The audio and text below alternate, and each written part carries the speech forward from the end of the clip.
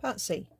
Blodwen also has access to the same large data set. She decides to do the same test using all of the 507 available data points. Her results are shown below.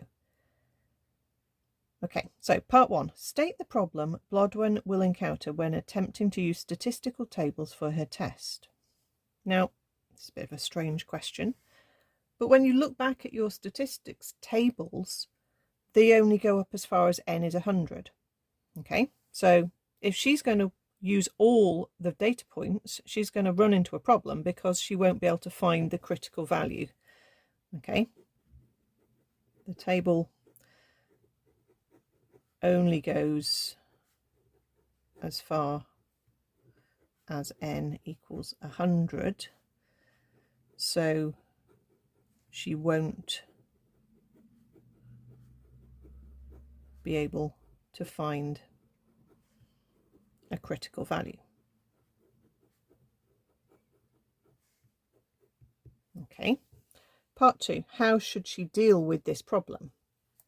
There's lots of good answers that you could give here. What would I choose? I would probably say that she could look up a critical value online, or she could use a computer software package, something like Excel. These will do these stats tests. Okay, so she could use a computer to do the test instead. Okay, the various answers mentioned in the mark scheme, okay, as well as those two that I've said.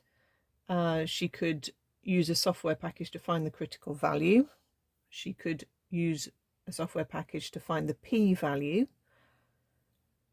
She could realise that the critical values are lower than those for n equals 100, and they're decreasing as you go down, because obviously if you've got more data, it's more likely that your data is going to show positive correlation. You don't need as big a positive correlation value when you have a large sample. Or it could say you can see there's no need to do a test because the scatter diagram shows there's strong correlation. What you don't say, okay, this is important for their mark scheme, and it's something that I think lots of people might put, is just basically to say that she should reduce